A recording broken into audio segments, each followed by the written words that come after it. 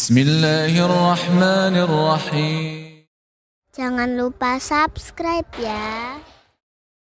Mendekati waktu subuh. Makanya Anas bin Malik radhiyallahu an bertanya kepada Zaid, engkau kan pernah sahur bersama Nabi, berapa jarak sahur Nabi ke adzan subuh? Kata Zaid, ya sekitar Anda membaca 50 ayat dalam Al-Quran. Ya artinya tidak lama ke adzan subuh itu.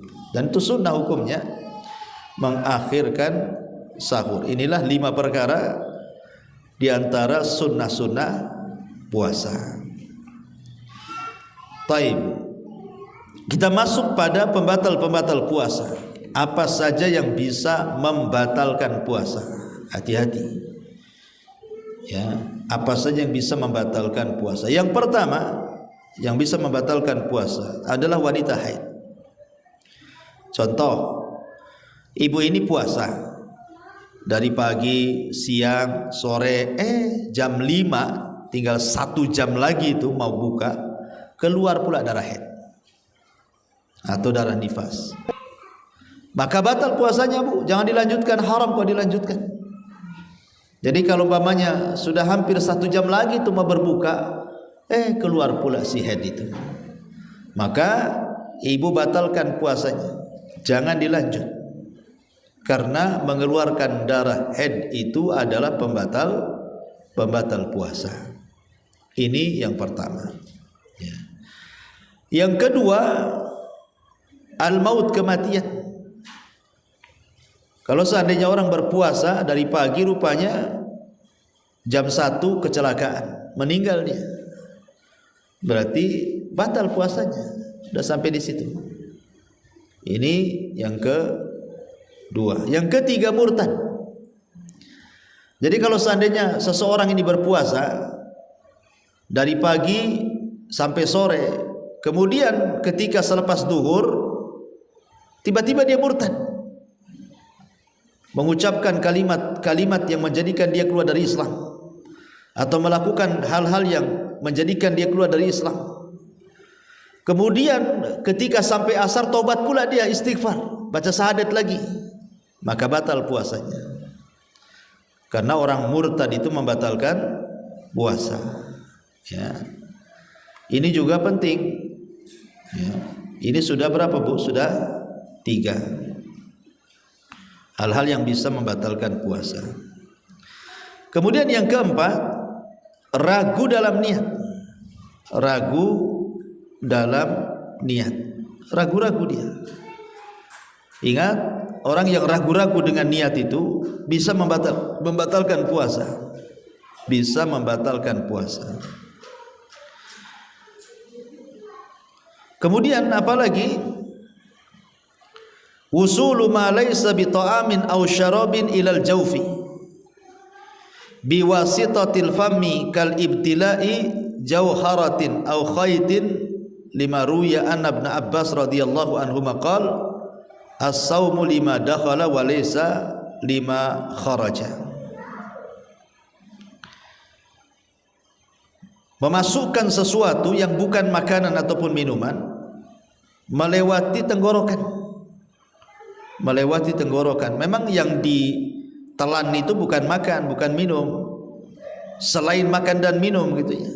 Entah nelan benang atau nelan perhiasan gitu ya, atau ibu lagi nelan kelereng, tahu-tahu masuk pula kelerengnya, maka batal puasanya, Bu, walaupun bukan makanan minuman. Karena Abdullah ibn Abbas radhiyallahu anhu mengatakan puasa itu bukan, pembatal puasa itu bukan sesuatu yang dikeluarkan dari perut ke luar, tetapi sesuatu yang masuk dari luar ke dalam perut lewat tenggorokan.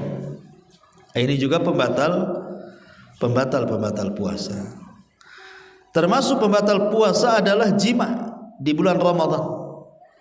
Kalau ibu lagi puasa melakukan hubungan suami istri, batal puasanya. Bahkan bukan batal saja, bayar kafarah dia ya, memerdekakan budak kalau tidak sanggup berpuasa 2 bulan berturut-turut. Kalau tidak sanggup, memberi makan 60 fakir miskin ya. Kemudian apalagi, memasukkan sesuatu dari makanan dan minuman Itu batal juga puasanya, jelas itu ya, karena puasa itu kan menahan lapar dan dahaga. Makan pula sama minum dia, batal lah puasanya. Dan kalau disengaja dia makan dan minum, tidak ada qadha kata ulama, karena qadha tidak bisa menutup dosanya. Orang yang sengaja membatalkan makan dan minum di bulan Ramadan, dosanya besar. Dosanya besar sekali. Jangan sampai dilakukan. Ya. Ini juga hal-hal yang bisa membatalkan puasa, ataupun yang sekedudukan dengan makan dan minum. Seperti umpamanya impus. Sebagai pengganti makan dan minum, orang sakit kan diimpus, Bu. Nah, itu impus itu kalau seandainya kedudukannya sama dengan makan dan minum, maka batal puasanya. Maka batal puasanya. Tidak boleh. Taib. Kemudian juga ma wasala ilal jawfi bil mubalaghati fil madmadati wal istinsak fil wudu'i wa ghairi. Berlebih-lebihan, berkumur-kumur dan memasukkan air ke hidung ketika puasa, Bu. Makanya Rasul mengatakan wa baligh fil madmadati wal istinsak ila an takuna shaima. Silakan berlebih-lebihan, berkumur-kumur dalam berwudu atau masukkan air ke hidung, kecuali dalam posisi puasa, kata Rasul. Nanti tertelan masalahnya. Kalau sampai tertelan gara-gara seseorang itu berlebih-lebihan dalam tamadmad dan istinsak, berkumur-kumur dan masukkan air ke hidung, maka batal puasanya. Ya, maka batal puasanya. Kemudian juga yang bisa membatalkan puasa adalah rafdu niyati saumi walau lam yakul au yashrab in kana ghaira mutanawilin lil iftar wa illa fala. Seseorang memalingkan niat puasa walaupun tidak bermaksud makan dan minum. Umpamanya ibu lagi duduk di kursi, datang setan, kemudian setan ngasih was-was ke ibu. Pandang tuh ke kulkas tuh, banyak minum tuh di situ tuh. Akhirnya ibu ragu-ragu. Aduh, betul juga nih, saya mau batalin lah katanya. Ketika melangkah ke kulkas, sampai di kulkas ingat, astagfirullahaladzim, enggak lah, Ramadan ini. Balik lagi, Bu. Lah yang seperti ini saja khilaf ulama, ada yang mengatakan batal puasanya tuh, walaupun belum ngambil, belum minum, belum makan, karena ibu sudah merubah niatnya. Walaupun ada sebagian ulama juga mengatakan tidak batal puasanya. Termasuk juga al-istisqa'ul am. Istisqa'ul am itu artinya sengaja memuntahkan. Dimasukkanlah jari ibu ke dalam mulut supaya dimuntahkan isi perutnya, batal puasanya. Tapi kalau muntahnya itu memang tidak sengaja, memang ibu alergi bau tertentu, kalau mencium bau itu tiba-tiba ibu muntah, itu tidak batal puasanya. Jadi maksudnya muntah yang membatalkan puasa itu, maksudnya muntah yang disengaja. Muntah yang disengaja itu batal puasanya, tidak boleh. Karena Rasul mengatakan man istaqa'a amdan falyaqdi. Barang siapa yang sengaja memuntahkan, maka batal puasanya kalau dilakukan secara sengaja. Jadi ini hal-hal yang harus dihindari nih, pembatal-pembatal puasa seperti ini. Taib. Walaupun sekali lagi ada pembatal-pembatal itu yang disepakati batal, seperti makan, minum, jima dan yang lainnya yang sudah saya sebutkan. Tapi ada juga yang diperselisihkan, ada yang mengatakan batal, ada yang mengatakan tidak batal. Kemudian hal-hal yang dibolehkan bagi orang yang berpuasa, seperti siwak, boleh bersiwak. Bersiwak di bulan Ramadan saat puasa boleh-boleh. Yang kedua at-tabarrud bil ma. Ibu mandi agak lama di kamar mandi karena panas cuacanya kan, akhirnya ibu ngerendam pula di kolam situ. Nggak ada kolam Ustaz, di baskom lah. Jadi ibu merendam di situ kan karena panas, yang penting ibu nggak minum aja di situ. Maka boleh seseorang itu merendam air gitu ya, karena panas supaya dingin, mendinginkan cuaca, karena nggak ada AC di rumah. Termasuk juga makan dan minum serta melakukan hubungan tetapi setelah terbenam matahari. Boleh. Ya, kalau sebelum terbenam matahari tidak boleh, itu lagi puasa. Artinya kalau sudah maghrib berarti boleh makan, minum dan melakukan hubungan. Termasuk juga melakukan safar yang mubah. Ya, termasuk juga berobat dengan obat-obatan yang halal selama tidak masuk ke tenggorokan. Umpamanya ibu jatuh, robek pula kaki gitu ya. Kemudian dikasih betadin, dikasih apa gitu ya, alkohol, tidak batal puasanya karena obat luar. Walaupun obat dalam kata para ulama dengan disuntikan itu tidak batal puasa selama bukan fungsinya sama dengan makan dan minum, hanya sekedar obat saja, maka dibolehkan. Ya. Kemudian juga boleh bagi orang puasa itu tatayyub, tabakhur, menggunakan wewangian, enggak apa-apa wangi-wangi itu, tapi di rumah Bu ya. Kalau keluar perempuan kan tidak boleh. Termasuk juga yang dimaafkan tapi boleh gitu ya, tidak batalkan puasa adalah menelan ludah. Mungkin karena haus gitu ya, dikumpulinnya ibu ludah itu udah penuh lek ya, ditelan gitu ya, itu tidak apa-apa, syaratnya jangan sampai keluar. Jadi mengumpulkan ludahnya itu masih di dalam mulut. Ya. Dan itu harus dipastikan pertama itu ludah asli. Belum tercampur. Kalau sudah tercampur dengan permen, ya, itu beda lagi. Itu enggak asli ludahnya, Bu. Karena sudah ada manis-manisnya. Tercampur dengan garam ludahnya kan akhirnya jadi asin. Ya, jadi memang ludah murni satu, bukan ludah tercampur-campur. Yang kedua ludah sendiri Bu, bukan ludah orang lain. Pamannya ibu berciuman dengan suami, kemudian ludahnya suami pula masuk ke mulut ibu, ketelan pula, batal. Itu kan ludah orang Bu ya kan. Nah, yang ketiga ludahnya di dalam mulut, bukan dikumpulkan di gelas kemudian diminum. Nah, itu lain lagi kan.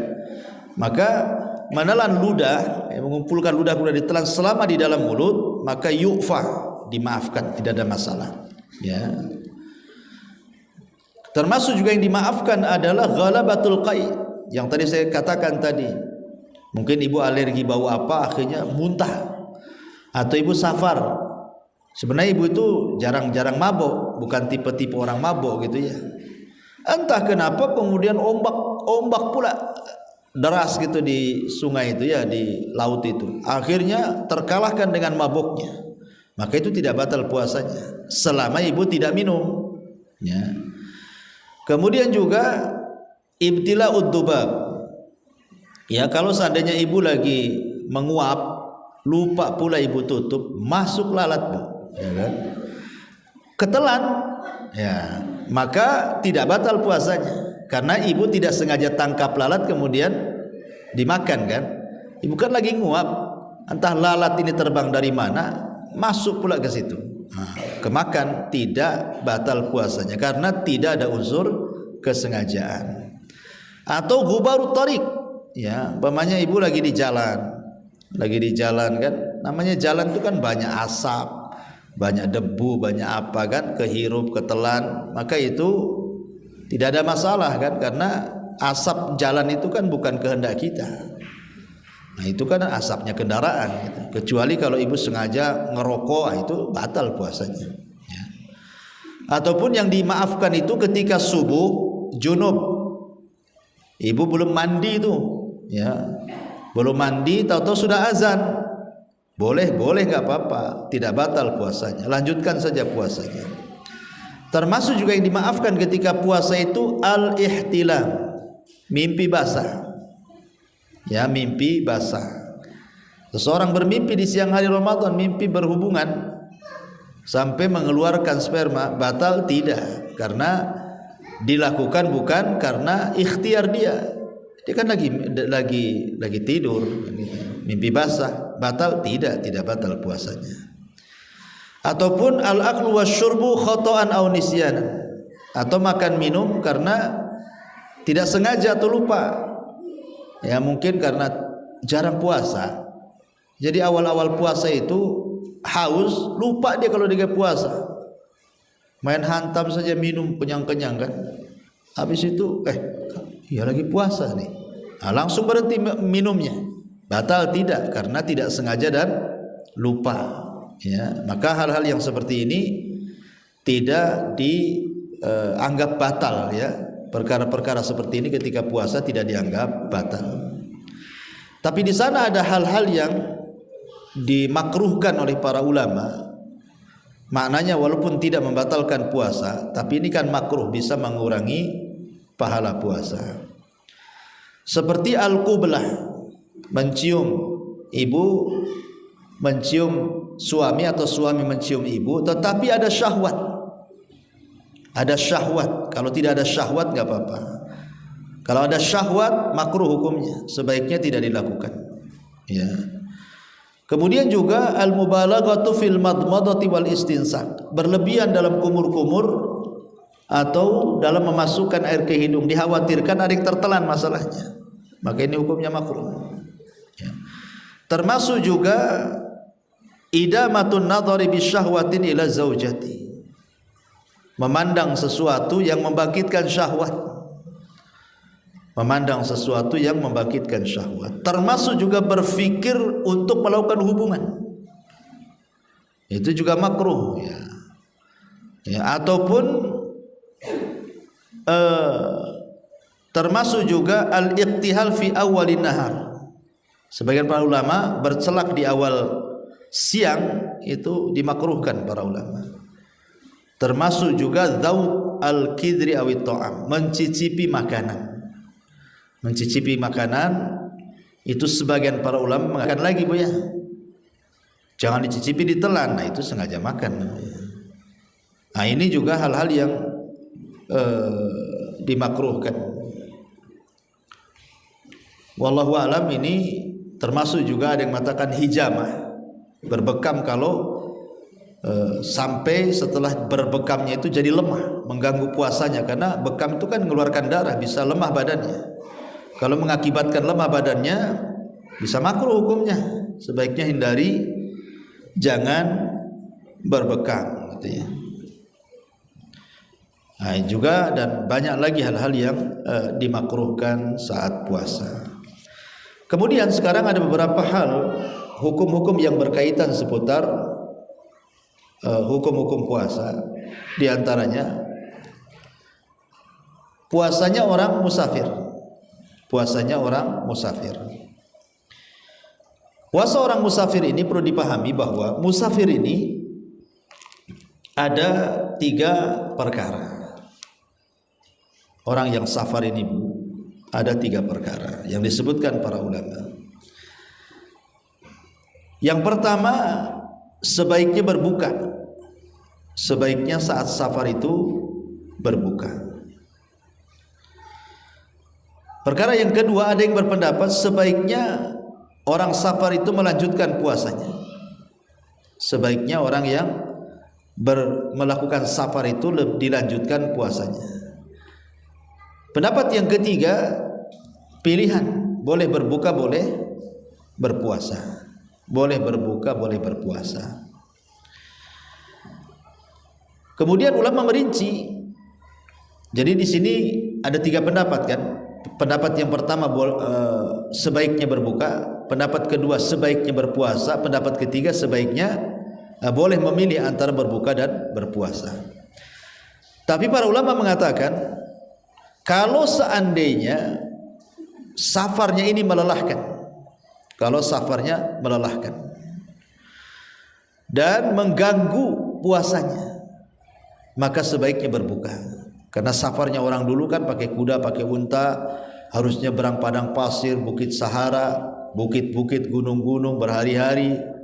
Nanti memadaratkan safarnya juga kan itu ya. Lemah di jalan, membahayakan jiwa juga. Maka sebaiknya berbuka. Kalau dia puasa, tidak ada kebaikan. Tidak ada kebaikan bagi orang yang berpuasa seperti ini. Yang kedua, kalau safarnya itu ringan-ringan saja, kayak di zaman sekarang kan ringan Bu safar itu ya, naik pesawat pakai AC, dari sini ke Jakarta 1 jam, apalagi Ya, jangan sampai dibuka.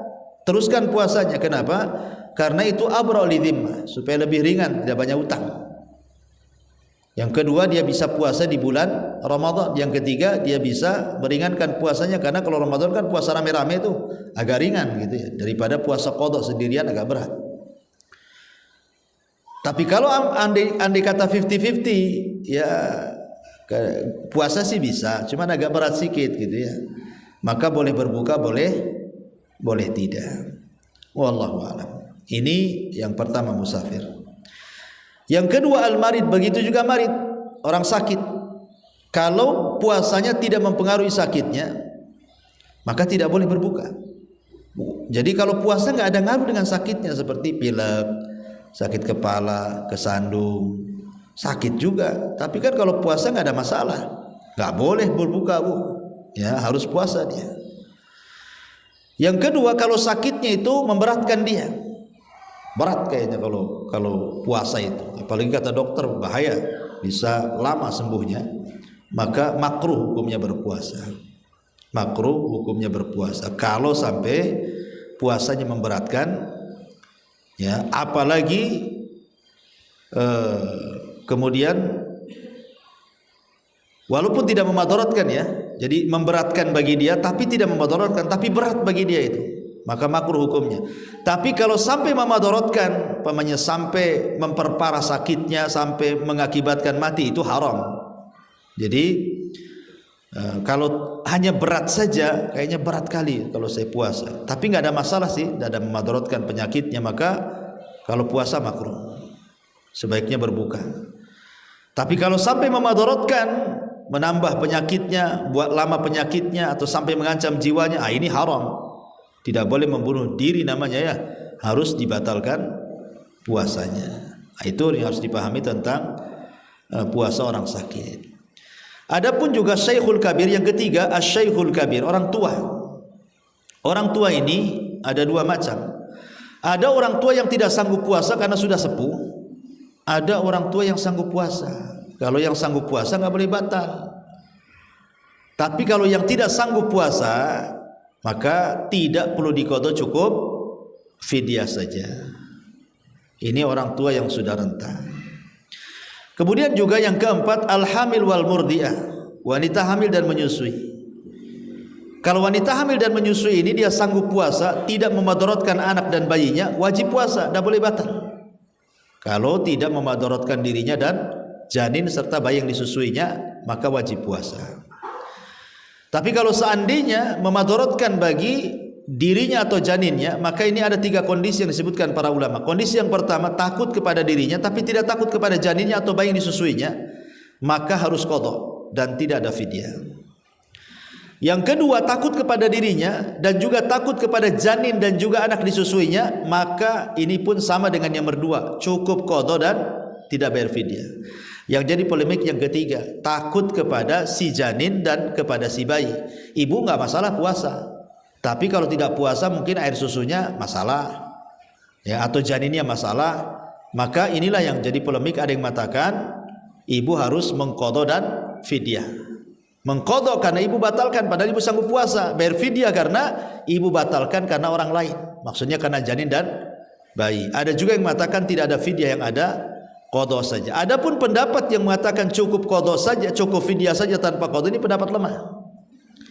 Ada riwayat yang seperti itu, tapi hadisnya syadz, lemah, tidak bisa dipakai. Sehingga intinya semua wanita hamil dan menyusui yang tidak puasa itu intinya diqadha, wajib qadha. Cuman fidyah ini hanya tambahan bagi yang takut kepada si janin atau anak bayi.